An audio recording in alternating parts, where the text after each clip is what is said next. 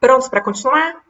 Então, antes da gente avançar e mais sobre o conhecimento dentro da área de gestão de pessoas, eu acho muito importante a gente trazer alguns mitos e verdades sobre gestão de pessoas, que normalmente as pessoas têm uma ideia de senso comum, que não é bem assim o que acontece na prática do RH.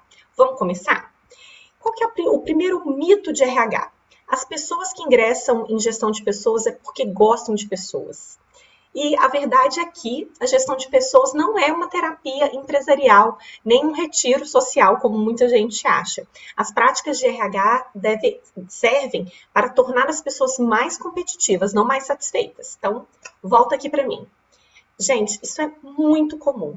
Desde o começo, né, quando eu comecei a estudar recursos humanos, eu pensava muito isso. Quem gosta de gente está em RH. Eu falo isso muito para as pessoas. Se a gente gostasse de gente, a gente não tratava a gente como recurso, né? Vocês já perceberam? Recursos humanos. Então, os humanos são recursos para o RH. Então, será que a gente, esse amorzinho todo e tudo que a gente faz é para que as pessoas estejam mais satisfeitas, mais felizes? A gente só quer que as pessoas, isso vocês vão ver na aula da semana que vem, a gente quer que as pessoas estejam mais satisfeitas porque pessoas mais satisfeitas trabalham bem. O dia que a gente entender que pessoas mais satisfeitas não trabalham mais, a gente não vai buscar satisfação. Porque eu estou sendo paga não é para tornar as pessoas mais, né? Uma área de RH não é paga para tornar pessoas mais felizes, mas para tornar elas mais produtivas, né? Mais competitivas, que elas entreguem mais. Então, essa é a primeira coisa, assim, esse primeiro mito que vocês têm que tirar da cabeça de vocês. RH não é terapia coletiva, onde a gente abraça e quer salvar o mundo, não. Né? Então, por que o RH atua quando, por exemplo, tem um caso de assédio? Porque isso vai ser ruim para a imagem da organização. Porque pessoas, quando estão sofrendo uma situação de assédio, ou elas se demitem, ou elas entram na justiça, e isso é custo para a organização, porque essas pessoas não vão trabalhar mais, né? Não vão entregar melhor, porque esse gestor que já assediou um empregado pode assediar outro, e isso vai ser prejudicial para a entrega daquela área. Então, é por isso que o RH atua. Né? Então, eu acho que a gente precisa ser muito frio, ter uma ideia muito clara do que é a área de gestão de pessoas. Então, esse é o primeiro mito aí que a gente quer que vocês não pensem mais sobre isso. A segunda coisa, né, que é um mito, é que qualquer pessoa pode trabalhar em RH. Vocês vão ver na prática que realmente isso acontece muito, sabe? É muito comum, e eu acredito que para a maioria das áreas que não é necessário uma certificação como contabilidade, medicina, muitas vezes assinar como engenheiro, né? A engenharia. A área de gestão de pessoas tem pessoas das mais diversas formações, né? Então, matemáticos, muitos engenheiros, né? A gente vê muito engenheiro dentro da área de gestão de pessoas, filósofos, e aí psicólogos, administradores, a gente vai ter um vasto número de pessoas trabalhando dentro dessa área. Mas as atividades de RH, elas se baseiam sim numa teoria, em pesquisas, em estudos, e os profissionais que estão dentro dessa área, eles precisam dominar esse conhecimento. Isso é uma coisa que falta ainda muito na prática de RH, as pessoas vão testando e tentando qualquer coisa, fazendo qualquer curso, não aprofundando nas leituras, nos estudos, nas pesquisas sobre RH, e isso tem um impacto para as organizações. Então, levar a área de RH a sério é muito importante quando uma organização efetivamente quer ter vantagem competitiva, ter um diferencial por meio das pessoas. O terceiro mito aí que eu quero trabalhar com vocês é que a gestão de pessoas não é responsável. É muito comum a área de RH, por ser uma área de apoio, falar, não, a culpa não é minha, é o gestor que não fez, é o fulano que não fez. Não, o RH nunca tem culpa de nada. Não, gente. Né? Os impactos das práticas de RH, eles precisam ser mensurados, sim, e traduzidos em desempenho financeiro, em indicadores financeiros. A área de RH, assim como qualquer outra área, ela move custo para aquela organização. E esse custo precisa ter algum retorno para aquela empresa, né, onde aquela organização está. E isso o RH precisa se preocupar e tem se preocupado cada vez mais em mensurar o valor das suas entregas. Então, assim, apesar da gente acreditar, né, a gente saber, né, que o RH não é o responsável, o único responsável, também colocar a culpa no RH não dá, né? Isso, durante a minha prática em RH, eu já falei com vocês, né, eu trabalhei muito tempo em RH, na área de RH, e tudo era culpa do RH. Então, você, como estagiário, não vai ser promovido porque o RH não deixou, né? O RH não quis promover um programa social, o RH não... Gente, A gente só apoia a organização. Nós não temos também o poder de determinar como as coisas são. Então, se há 2 anos atrás o presidente, junto com a cúpula administrativa, definiu que precisa de 6 meses para que uma pessoa seja promovida, por mais que você seja um altíssimo potencial, que a organização não queira te perder, a culpa não é do RH, é do presidente da cúpula que definiu essa norma. Ou quando você quer um aumento salarial, né? Que para você ter esse aumento, e a gente vai entender quando a gente for estudar remuneração, que existem faixas salariais. E hoje o seu salário, por exemplo, é de 10 mil. Amém? Estou profetizando aí na vida de vocês. Então, hoje o seu salário é de 10 mil. E aí você é um especialista. E agora você quer virar um coordenador, né? Porque você quer ganhar mais, quer ganhar 12 mil, por exemplo. Para você ganhar 12 mil, você precisa se transformar em coordenador. Porque dentro da faixa salarial de especialista, você não pode ganhar mais de 10 mil reais. Transformou em 12 mil, tem que virar coordenador automaticamente. E na política da organização, diz que a sua área não cabe um coordenador. Ou seja, quando a sua área foi desenhada, a gente vai ver isso em descrição de cargo, quando a área foi desenhada, lá já se dizia, a gente precisa de 3 especialistas júnior, 2 especialistas sênior, 1 analista, 3 estagiários. Então, a sua área já foi desenhada para ser daquela forma. Então, não cabe eu, Juliana, gerente de RH, falar, cancela a norma, esse menino é muito bom, vamos promovê-lo a coordenador. Existe uma lógica para existir, senão vira aquelas loucura, né? Aquela salada de fruta, pode fazer o que quiser, no tempo que quiser, aí vem um outro presidente, muda a regra toda, aí chega uma outra pessoa, quer mudar o sistema todo, e não é assim que as organizações conseguem se organizar, né? Então, o RH, ele não tem culpa, ele orienta e ele segue o que está escrito. Simples assim, tá, gente? Então, não me vem com essa, a culpa é do RH. Não, o RH, ele tem responsabilidade, sim, ele precisa mostrar indicadores, mas a culpa não é toda dele, não. Vamos passar aí para o nosso quarto mito aí. Gestão de pessoas se concentra no custo que precisa ser controlado. Então, voltando àquilo que a gente estava falando, né, de que o RH não quer deixar, que o RH não quer, porque a gente está apegado no financeiro, né, na entrega financeira do processo, de quanto aquilo vai custar. Isso não é verdade, né? O RH, ele vai concentrar na geração de valor por meio do incremento do capital intelectual. Então, por exemplo, não justifica eu acordar hoje no meio de uma crise e falar, vamos contratar um programa de coach? Porque, né, hoje em dia esse negócio tá meio bagunçado, né, tá meio chacotinha, mas inicialmente, quando se iniciou os estudos de coach, era uma coisa assim, caríssima para se fazer, né? Era um profissional altamente qualificado, né? A gente não encontrava um coach formado em 6 meses num curso de EAD, né? O coach tinha uma alta formação e isso era muito valorizado pelas organizações.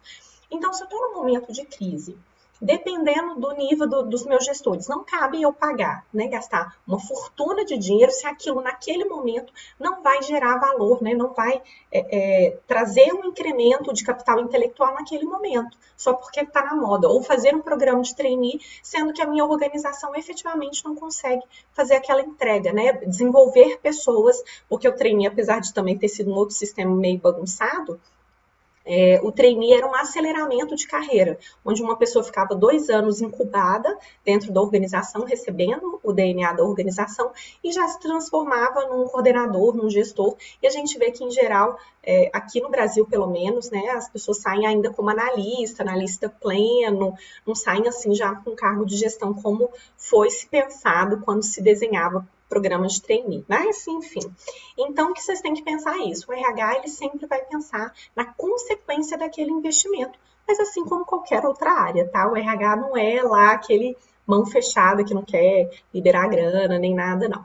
E, por fim, é uma coisa que a gente também vê e realmente acontece um pouco, mas isso não a praxe do RH não é o que a gente faz sempre na nossa prática, mas que a gente realmente vê muito são os modismos de RH. Então, como foi o coach, como foi mentor, e ainda né? E quando ele é muito bem aplicado, todos esses modismos, eles têm grandes efeitos, os programas de trainee. Mas o que a gente vê dos bons trabalhos de RH é que o trabalho de gestão de pessoas, ele encara mais esses modismos, essas coisas que vêm do mercado, como um processo evolutivo, né? Ele não preocupa muito com o jargão do trainee. Eu preocupo de haver um processo de seleção em massa, né, num número maior, que faça um aceleramento de carreira. Se vai chamar de trainee, vai chamar isso não importa muito para RH. O que a gente quer mesmo é que as pessoas se desenvolvam. Trazer um dicionário rapidinho para vocês aí de gestão de pessoas, palavras que a gente sempre usa. O coaching, por exemplo, né, que é esse processo de aprendizado e desenvolvimento de competências, e aí vocês já conhecem, né? O downsizing, que é um enxugamento de níveis hierárquicos. Então, por exemplo, eu posso ter uma organização onde eu tenho presidente, os vice-presidentes, os diretores, os gerentes gerais, os superintendentes, os gerentes, e assim, né? E os coordenadores, os especialistas, enfim, e a gente vai descendo. E aí eu falo, não, o vice-presidente não precisa mais. E aí eu tiro todo o nível de vice-presidência e o presidente já trata direto com os diretores. Ou tiro, junto algumas diretorias e trago essas diretorias, transformo algumas em gerências gerais. Então eu faço um achatamento de estrutura. Isso é muito comum em processos de grandes crises econômicas ou em processos quando a tecnologia, né, muitas áreas já não tem função de ter tantas pessoas e a gente consegue agrupar algumas áreas. Então, são outras formas de se pensar a organização. O e-learning, que é também muito comum, que é esse ensino à distância, a gente vê, vocês vão ver mais para o final do curso, na área de treinamento e desenvolvimento, as universidades corporativas, né? Então, as organizações têm falado muito que as universidades, né, as tradicionais, nós, não preparamos vocês para o mercado, então por isso eles acreditam que vocês precisam novamente passar por um processo de treinamento. Isso é natural, sempre foi assim, porque a universidade não tem capacidade de formar você para a cultura da organização onde você vai trabalhar. Cada organização tem uma determinada cultura, trabalha num determinado sistema, tem determinadas demandas e a universidade pública ou particular não tem capacidade nem função de formar vocês para essa determinada entrega, mas sim fazer vocês pensarem de forma mais complexa, de que vocês cheguem no mercado já com determinados entendimentos. Então, a organização, né, as universidades também vão pensar nisso. O empowerment também é uma coisa, né, que está super, né, mulheres empoderadas. Não vou entrar nesse assunto não, que é bem polêmico, né, quando a gente vai estudar empoderamento feminino. Mas pensando nisso, né, esse termo ele veio falar porque é uma ação das organizações e até por meio do desenvolvimento das gerações, né? X, Y, Z, se vocês não conhecem esses termos, mandem nos comentários aqui do vídeo para eu explicar um pouquinho melhor para vocês. Mas a gente vê que cada vez mais as pessoas querem autonomia no trabalho. Então, eu delego para você a sua função e deixo com que você tenha autoridade para resolver a forma como você vai executar. Então, eu confio mais, né, nas pessoas. A gente começa a dar mais liberdade para os empregados. Então, esse também foi um movimento, um feedback, que é essa retroalimentação. Então, eu peço muito para vocês, né? Já dei em outros cursos até uma aula inteira só para falar sobre feedback, como feedback é importante para a vida de vocês, né? Então, eu devolver e eu pedir para que as pessoas me falem sobre como está a minha entrega, como eu posso entregar melhor, o que ele está achando da forma como eu faço essa minha entrega. Isso é muito importante. E a gente coloca, né, o RH, já que os gestores se esquivam de fazer isso, principalmente nos feedbacks corretivos, o RH faz muito isso no processo de avaliação. Já ao final do processo de avaliação de desempenho, os gestores terem que dar o feedback aí para os seus empregados. O headcount, que é o número de pessoas que trabalham dentro de uma determinada equipe, de uma gerência, de uma organização. Lembra que eu falei com vocês, né, naquela história de promoção? Que às vezes, né, o headcount, eu falo assim, olha, só pode ter 2 especialistas, um coordenador, um gerente, enfim. Eu desenho um número de pessoas. Esse controle para a gente é importante por diversas ações, né, do RH. E é comum também, quando a gente vai fazer enxugamento de pessoas, a gente falar ou em números financeiros, então você precisa reduzir em 10% a sua área financeira, e aí você escolhe se você vai demitir um especialista ou 2 analistas, ou eu preciso reduzir sua área em número de headcount, que é quando olha, hoje você tem 10 pessoas, eu preciso que você tenha 9. Então, existe também essa comunicação. E o headhunter também, eu não sei se vocês já ouviram falar, que agora também falam head building, que são aqueles caçadores de cabeça, assim, quando uma organização tem uma pessoa muito chave para contratar, e então, por exemplo, o presidente de uma empresa, né? Então, uma grande corporação quer trocar o seu presidente. Não é uma coisa que a gente encontra no LinkedIn, né? Então, a gente tem essas pessoas aí que são especialistas em fazer relacionamentos com outros empregados, às vezes, né? Um presidente que está num outro país, né, mas que né, moraria aqui no Brasil, então faz essa ligação aí para alinhar os relacionamentos e conseguir boas efetivações, né, efetivações estratégicas. Então pode ser um presidente, um diretor de uma área específica, enfim. Então é esse tipo de profissional. A gente tem os KPIs, né, que são os indicadores de performance, eu acredito que outras áreas também usem. A ideia de Learning Organization também é comum, né? Pensando que a organização como um todo, ela tem um aprendizado que passa por meio dos empregados. O Mentoring, que é um processo que o RH desenvolve com grandes líderes, fazendo com que esse profissional mais experiente acompanhe um profissional novato. Isso é muito comum também em programas de trainee. O Networking, que é vida, né? Essa rede de relacionamento para o RH e para qualquer empregado é muito importante para a gente conseguir fazer ligações, né, ter boas conexões, que então, por exemplo, eu estou numa empresa, eu trabalho na área comercial, e aí o RH precisa de uma pessoa específica de TI, e aí ele coloca no site, né, na página interna da organização, e eu, quando trabalhava numa outra empresa, conheci uma pessoa excelente de TI, chama essa pessoa para trabalhar. Então, enfim, o RH ele utiliza muito do networking para fazer contratações, para pensar em novos processos, em novos produtos. Isso é muito comum. O Stock Option é um programa, né, que permite o colaborador comprar ações da empresa por um preço mais baixo.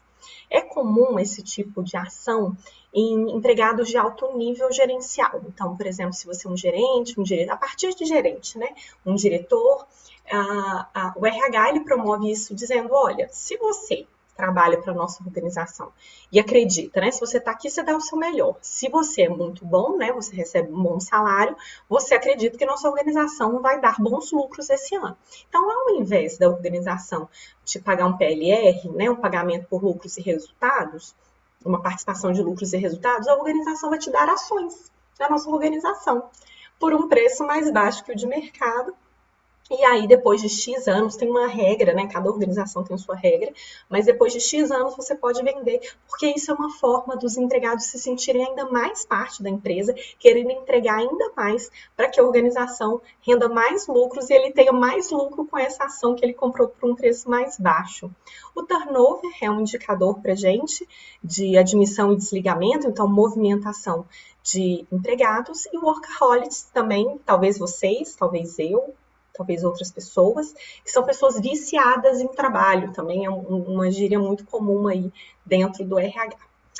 Para a gente finalizar aqui um pouquinho, né, o nosso último grande tópico aí da aula, não vou dar paradinha, então quem quiser dá uma pausinha nesse vídeo, depois recomeça, a gente vai falar sobre tendências que afetam a área de gestão de pessoas. Vamos tratar de 4 tendências, que já não são tendências no sentido de que elas já existem há algum tempo, né, algum bom tempo, mas elas cada vez mais influenciam nas tomadas de decisão de RH. Então, são elas a globalização, avanços de tecnologias, a diversidade da força de trabalho e terceirização.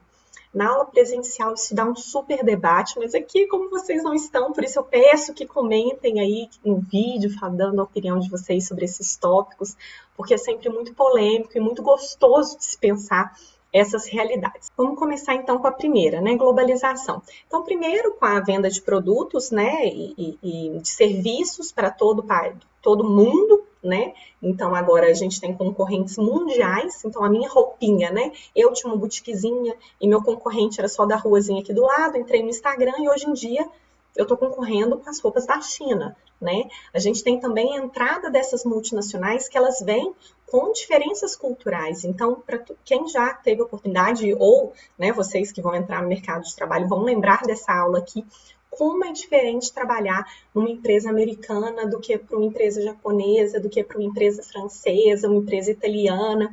A origem dessa organização vai mudar muito a forma de trabalho, a forma de comunicação, a forma de se vestir, a forma de conduzir reunião. Então, isso fez com que o RH precisasse pensar não só na cultura daquela organização, na cultura da região onde ela está, porque a gente sabe que a forma de trabalhar aqui em Itajubá não é a forma de trabalhar em Belo Horizonte, não é a forma de trabalhar em São Paulo, não é a forma de trabalhar em Tocantins. Então, eu preciso pensar na forma daquela região onde eu estou e preciso entender a forma da organização matriz. Então, a globalização fez com que a gente conseguisse, principalmente agora, né, com o teletrabalho, juntar as pessoas do mundo inteiro, com histórias diferentes, com culturas diferentes. E essa diversidade, apesar de ser muito rica, em termos de entrega e inovação, é também muito complicada, né? Porque a gente precisa se atentar a alguns detalhes de forma de se comunicar para não ser grosseiro, coisas que eu preciso me preocupar muito, como a questão do horário, do respeito às regras, do respeito à hierarquia, à idade, enfim. Então, a globalização fez com que o RH precisasse repensar a ideia de mercado, né? Então, o RH, ele não trabalha só para si, né? Ele principalmente não trabalha só para o RH, ele trabalha para aquela organização. Então, quando eu estou, por exemplo, numa indústria alimentícia, eu preciso entender do mercado de indústria alimentícia. Quais são as regras? Quais são as organizações que influenciam? Quem são os meus concorrentes? Né? Quais são os principais problemas que eu enfrento? Qual é o tipo de profissional, perfil de profissional que eu preciso? Que é diferente, por exemplo, de uma área petroquímica. Como que é a indústria petroquímica? Hoje essa língua está agarrada. Como que essas pessoas se relacionam. Então, essa diferença já é super complexa. Quando eu estou falando isso em nível mundial, onde uma ação lá nos Estados Unidos influencia o meu mercado brasileiro, a forma de entendimento de mercado é muito maior. Então, o RH precisa se preparar ainda mais, porque hoje eu vou tirar um presidente de empresa da Coreia. E não só de São Paulo, né? Não só do Brasil, não só da América Latina. Eu vou buscar essa pessoa em qualquer lugar do mundo. Né? E isso aumenta ainda mais o meu trabalho, a complexidade e a delícia do meu trabalho. Outra coisa também muito importante, né, que influenciou muito o RH foram os avanços tecnológicos, né? Então, a forma da gente conseguir informação, de se comunicar, a própria ideia do que a gente tinha, né, do colarinho azul, né, do peão, do chão de fábrica dos trabalhadores, aumenta o grau, a necessidade de pessoas com mais escolaridade. Então, se antes eu tinha uma vaga de operário que era só instalar o dedo, tinha 30 mil pessoas com ensino fundamental e que essa pessoa já me supria super bem, hoje o nível mais básico da minha organização precisa aprender a mexer no computador, a ligar um sistema, operar uma máquina mais complexa, mais tecnológica. A tecnologia também mudou a forma de eu contratar pessoas, a forma de eu relacionar os dados, né? Então, a gente vem pensando hoje nos big data, né, na forma como o RH utiliza esses dados por meio da tecnologia. Então, a gente pensa assim, antes eu tinha 100, 200 candidatos para um processo seletivo, hoje eu entrevisto gente do mundo inteiro ou do Brasil inteiro, dependendo de como eu abro essa vaga, e eu posso fazer isso no conforto da minha casa, enquanto RH. Sendo que antes eu precisava ligar, agendar, a pessoa gastava um dinheiro para ir até a minha organização, hoje eu faço isso de forma muito mais rápida.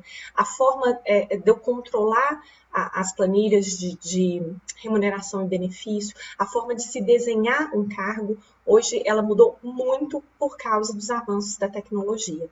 Diversidade da força de trabalho, assunto talvez mais polêmico aí que a gente trabalha. E aí eu sempre pergunto, uma pena a gente não está aqui para discutir, mas se vocês acham que, por exemplo, a diferença de gerações dentro do ambiente de trabalho, se ela é boa ou é ruim.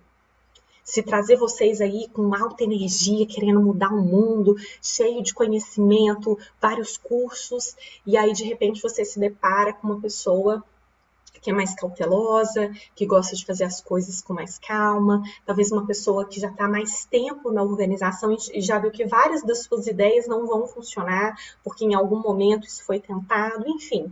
Como é que é isso para vocês? Não trago respostas. E as mulheres no mercado de trabalho, gente? Vamos pensar que esse número, graças ao bom Deus, já tem aumentado, né? Apesar de que a gente tem o nosso teto de vidro, chega um nível lá que a gente não consegue passar, mas estamos aí invadindo esse mercado.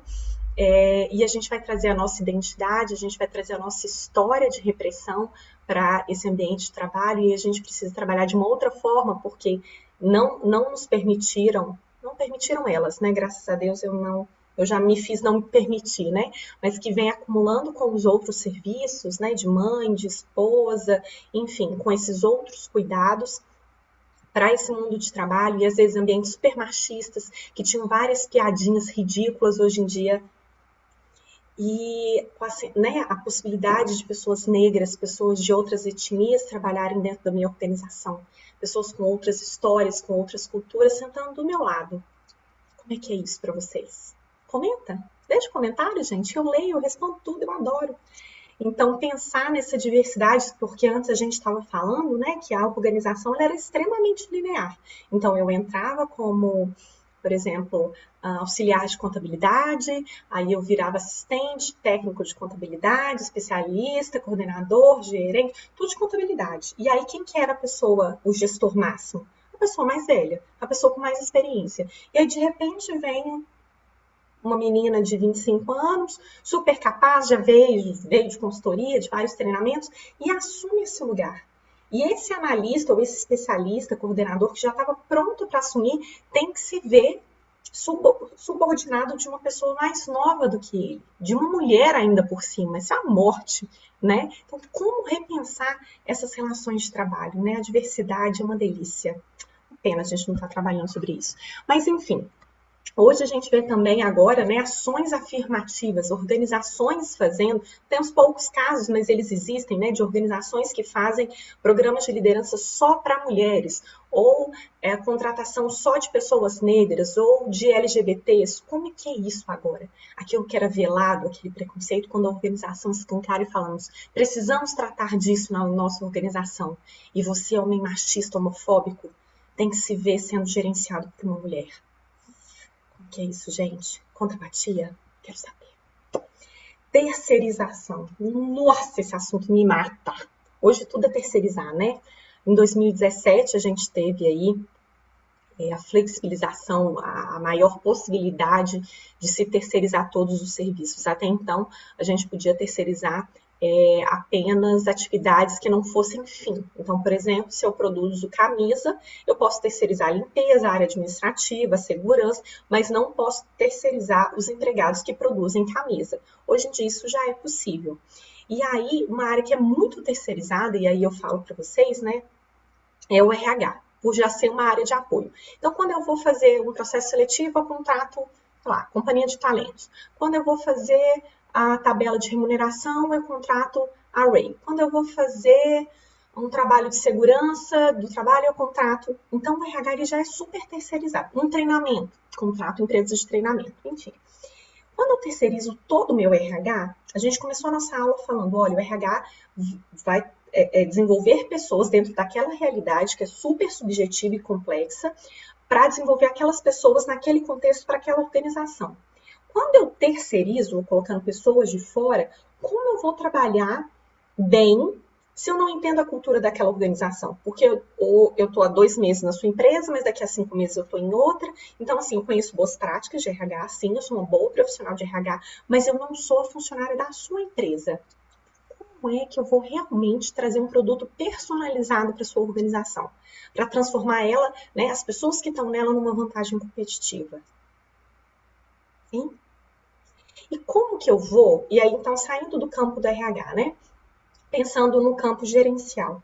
Como que eu vou trabalhar questões sindicais, direitos trabalhistas, ou a própria relação do empregado, se cada um é de uma empresa?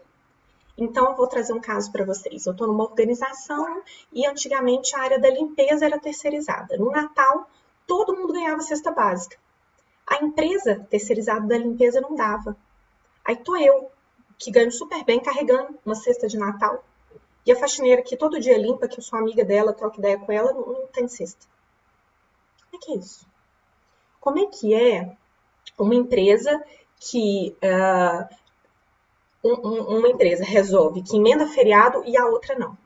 E as duas trabalham na mesma organização. Como é que eu faço isso, gente? Quanto partir para resolver essas coisas? RH. Cai tudo para RH. E aí a pessoa, né? Então, assim, como que a gente mantém uma cultura, uma linguagem comum entre as pessoas no mesmo ambiente de trabalho, se cada uma vem de um tipo de contrato de trabalho? A gente vai ver de tudo. E aí eu recebo essa mensagem. 6 motivos para terceirizar os processos de RH da sua empresa. Te fica como? Te fica louca, né? Então é super complicado isso, a gente precisa aprofundar muito em cada uma dessas tendências aí, como que elas afetam todas as relações de trabalho. Mas, finalmente, para a gente terminar essa longa aula, eu queria que vocês se atentassem para 3 coisas. Primeiro, a importância da área de gestão de pessoas para uma organização será de acordo com o nível hierárquico que ela tiver. Então, vocês vão começar a perceber, né, que quando o RH ele é uma gerência, ele tem um certo papel. Quando o RH ele é uma diretoria, ele tem um outro papel. Quando ele é uma vice-presidência dentro de uma organização, ele tem um outro papel, porque ele está junto, por exemplo, quando ele é uma vice-presidência, dentro das decisões executivas daquela organização. Ele consegue contribuir muito mais do que se ele é uma coordenação dentro da diretoria administrativa e ele é a última pessoa a ficar sabendo dos processos. Outra coisa que é importante vocês pensarem é que a RH é uma atividade meio, né? Mas não menos importante que uma atividade fim, porque os impactos dela são muito grandes dentro da organização. E por fim, né, a gente tem que pensar que o RH, como eu mostrei para vocês, né, da gestão comportamental, da gestão de pessoas, tem a gestão estratégica, elas são complementares. Vocês vão ver na próxima aula a abordagem crítica dentro da gestão de pessoas, e essa abordagem crítica ela vai auxiliar a gente pensar na, por exemplo, gestão funcionalista, que são essas funções aí do RH dentro da organização. Então, todas essas abordagens do RH, elas são complementares. Tá certo, gente? Para finalizar, queria que vocês deixassem um comentário aqui no vídeo e vocês me falassem, em sua opinião, qual que é o papel mais importante da gestão de pessoas? Como que o RH pode contribuir mais para uma organização? Ok? Dúvidas, perguntas, questionamentos? Também coloca aqui no comentário. Então, gente, se vocês ainda não são inscritos no canal, se inscreva, ativa o sininho para vocês serem o primeiro a receber o vídeo. Um beijo e até semana que vem.